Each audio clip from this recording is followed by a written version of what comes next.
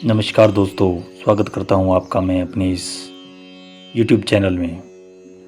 निश्चित ही वेद मानव सभ्यता के वे सबसे प्राचीन ग्रंथ हैं, ऐसे लिखित दस्तावेज हैं जिनसे हर तरह की सभ्यताओं का विकास हुआ है। ये वेद ही हैं जिनके आधार पर अन्य धार्मिक मान्यताओं और विचारधाराओं का आरंभ और विकास हुआ है। कुछ मान्यताओं के अनुसार वेदों की वाणी को साक्षात ईश्वर की वाणी कहें तो कुछ गलत नहीं होगा। वेद में लिखे गए मंत्र जिन्हें ऋचाएं कहते हैं, कहा जाता है उनका इस्तेमाल आज भी उतना ही प्रासंगिक है जितना लिखते समय रहा होगा। जैसा कि आप लोग देख पा रहे होंगे, ऋग्वेद, यजुर्वेद, सामवेद, अथर्ववेद, ये 4 तरह के वेद हिंदू धर्म में पाए गए हैं। आइए शुरू करते हैं, समझने का प्रयास करते हैं। वेद शब्द की उत्पत्ति वास्तव में संस्कृत भाषा के शब्द विद से हुई है, जिसका शाब्दिक अर्थ है जानना, यानी कि ज्ञान का जानना।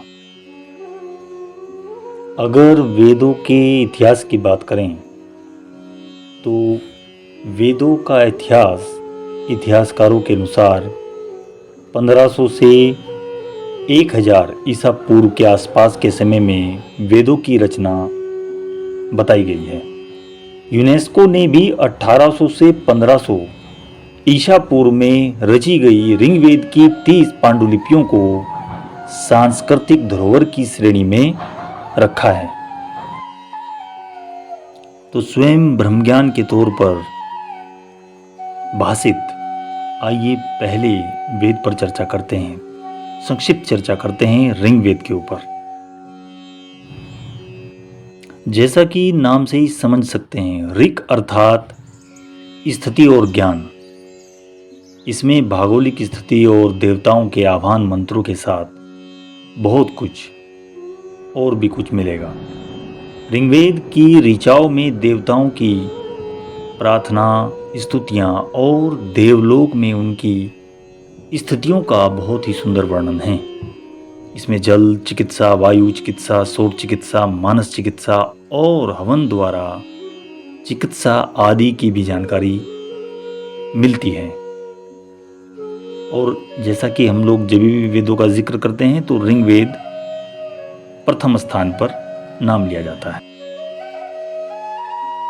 ऋग्वेद में लगभग 10,000 मंत्रों को शामिल किया गया है, जिनमें पृथ्वी की भौगोलिक स्थिति, देवताओं के आह्वान मंत्र, ये सभी मंत्र एक कविता और छंद के रूप में लिखे गए हैं। इसे विश्व का सबसे प्राचीन ग्रंथ भी माना गया है, ऐसा कहें तो कोई गलत नहीं।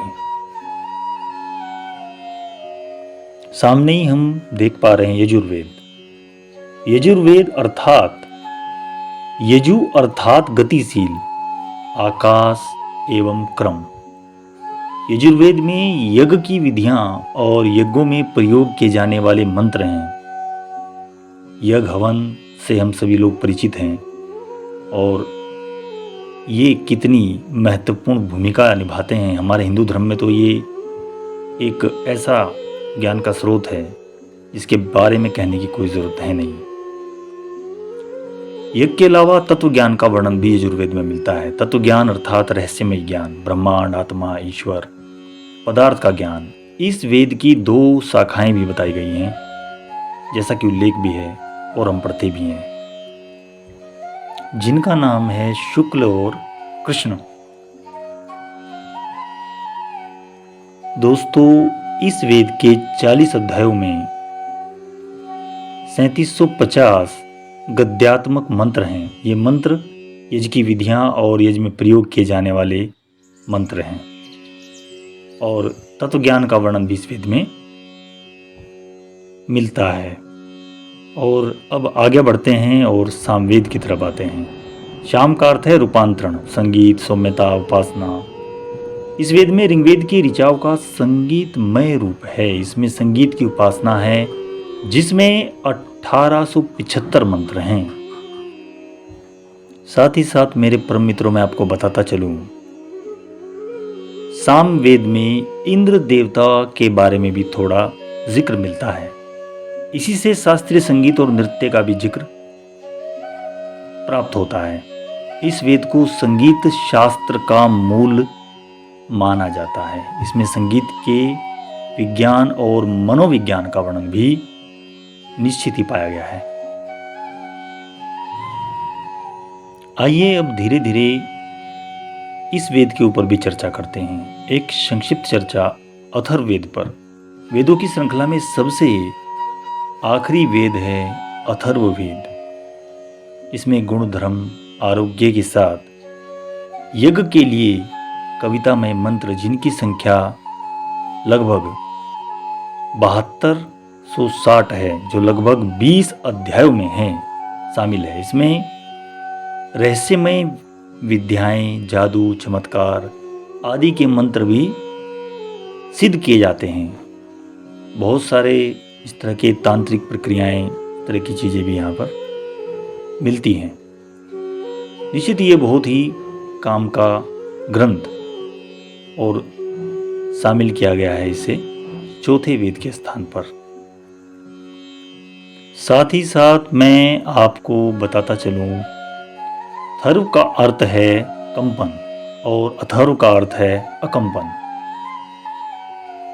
तो इसी वेद में ये सब बातें हैं, रहस्यमयी विधाएं हैं, जड़ी बूटियां हैं, चमत्कार है, जैसा कि मैंने बता ही चुका हूँ। और भारतीय परंपरा और ज्योतिष का ज्ञान भी इसके अंदर है। ठीक है मित्रों, अब आगे बढ़ते हैं और चर्चा करते हैं उपनिषदों के ऊपर। निश्चित ही उपनिषद वेदों का सार है। सार अर्थात जैसा कि संक्षिप्त रूप में वेदों को निचोड़ा गया है। उपनिषद भारतीय आध्यात्मिक चिंतन के मूलाधार हैं। भारतीय आध्यात्मिक दर्शन के स्रोत आप कहें तो गलत नहीं होगा।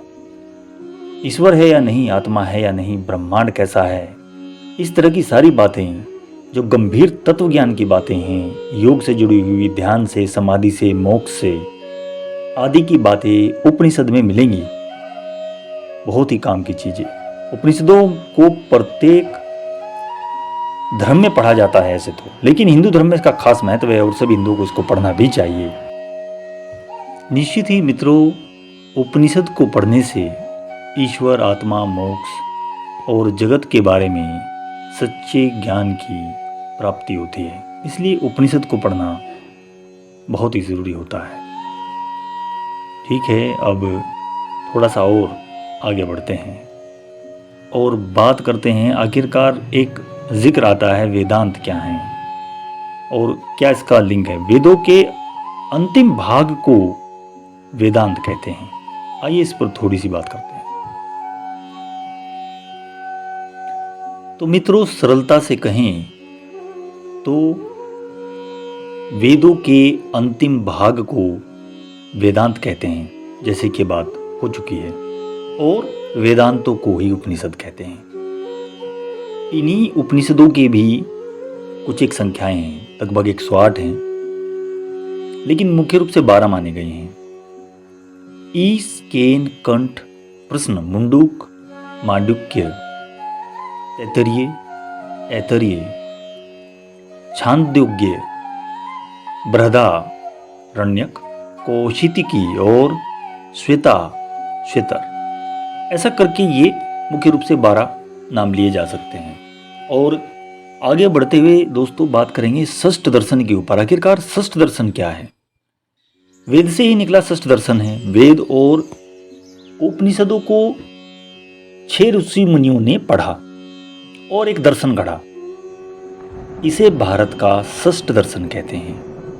दरअसल यह वेद का ही एक तरह से इन्होंने केंद्रीकरण कर दिया है, एक श्रेणीकरण करके बना दिया है। इसमें जो 6 भाग बताए गए वो ये हैं: 1 न्याय, दूसरा वैशेषिक, तीसरा सांख्य, चौथा योग, 5वां मीमांसा और 6ठा वेदांत, जैसा कि मैं बता ही रहा था। वेदों के अनुसार सत्य या ईश्वर को किसी एक माध्यम से मतलब समझा जा सकता है, जाना जा सकता है।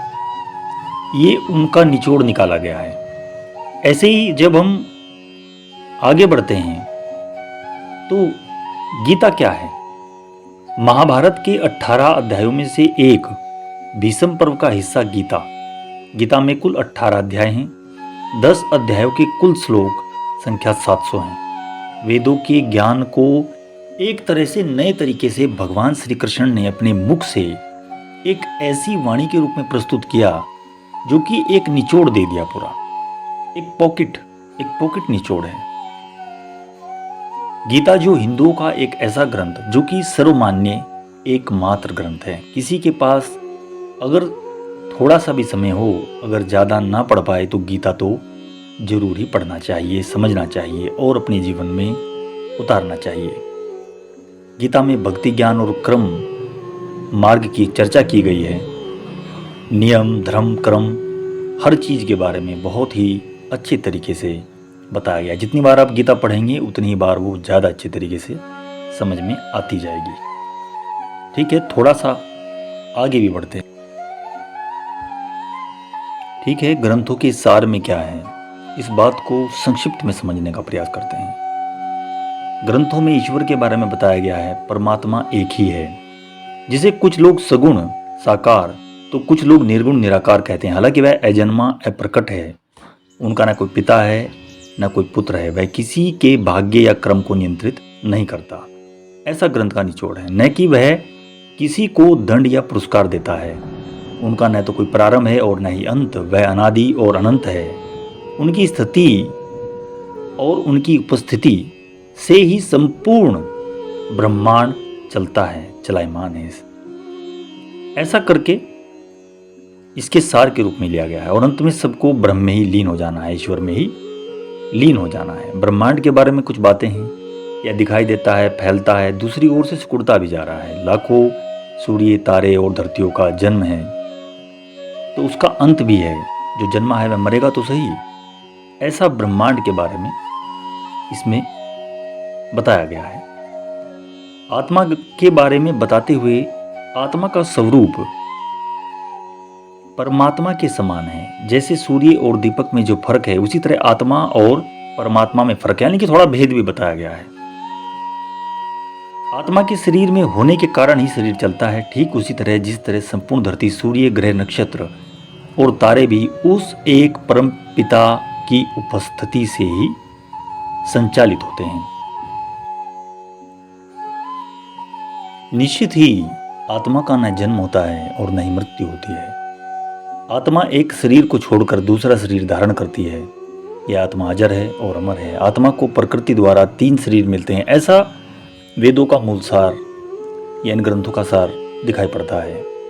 एक वह जो स्थूल आंखों से दिखाई देता है, दूसरा वह जिसे सूक्ष्म शरीर कहते हैं और जो कि ध्यानी को ही दिखता है, जो कि परम साधक होते हैं वही देख पाते हैं। और तीसरा वह शरीर जिसके कारण शरीर कहते हैं, उसे देखना अत्यंत ही मुश्किल है।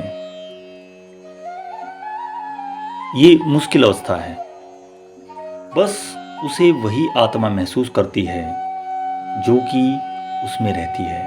और हम दोनों ही आत्मा हैं। यानी कि यहाँ पे समझाया गया है एक शरीर वो भी हमारा होता है अंदर, जिसको सिर्फ आत्मा महसूस करती है। उस मन को, उस शरीर को केवल आत्मा ही देख सकती है, आत्मा ही समझ सकती है। अंदर से हमें कोई नहीं समझ सकता, सिर्फ वो आत्मा समझ सकती है। निश्चित ही स्वर्ग और नरक के बारे में भी कुछ बातें बताई गई थी, जैसे कि अगिति और गति। अगति में व्यक्ति को मोक्ष नहीं मिलता, उसे फिर से जन्म लेना पड़ता है। गति में व्यक्ति या तो मोक्ष प्राप्त कर लेता है या उसे सद्गति के रूप में कोई अच्छा जन्म मिलता है। ऐसा धारणा हमारे ग्रंथों में पाई गई है। 3 मार्गों से यात्रा है ईश्वर ने जो निर्धारित की है हमारे धर्म ग्रंथों के अनुसार। जब भी कोई मनुष्य मरता है या आत्मा शरीर को त्याग कर यात्रा प्रारंभ करती है तो उस दौरान उसे 3 प्रकार के मार्ग मिलते हैं। ऐसा कहते हैं कि उस आत्मा को किस मार्ग पर चलाया जाएगा और यह केवल उसके कर्मों पर निर्भर करेगा। 3 मार्ग हैं, अर्ची मार्ग, धूम मार्ग, उत्पत्ति विनाश मार्ग। अर्ची मार्ग ब्रह्मलोक और देवलोक की यात्रा, धूम मार्ग पितरलोक की यात्रा वहीं पर चला जाता है, और उत्पत्ति विनाश मार्ग नरक की यात्रा के लिए निर्धारित किया गया है। धर्म और मोक्ष के बारे में भी चर्चा है। धर्म ग्रंथों के अनुसार धर्म का अर्थ है यम, और नियम को समझकर उसका पालन करना। नियम ही धर्म है। धर्म, अर्थ, काम और मोक्ष में से मोक्ष ही अंतिम लक्ष्य होता है।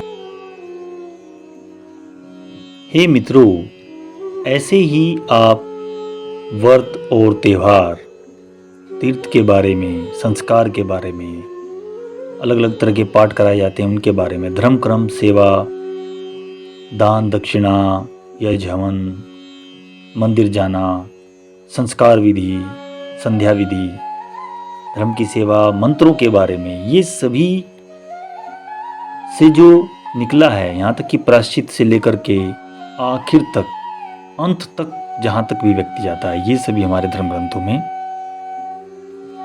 बताया गया है। ठीक है दोस्तों, मैं अपनी वाणी को विराम देता हूँ अब। वीडियो में अगर आपको दोस्तों कुछ लगा हो कि मैं आपको कुछ दे पाया हूँ, तो लाइक, शेयर और सब्सक्राइब ज़रूर करें। आशा करता हूँ आपको वीडियो पसंद आई होगी। थैंक यू मित्रों।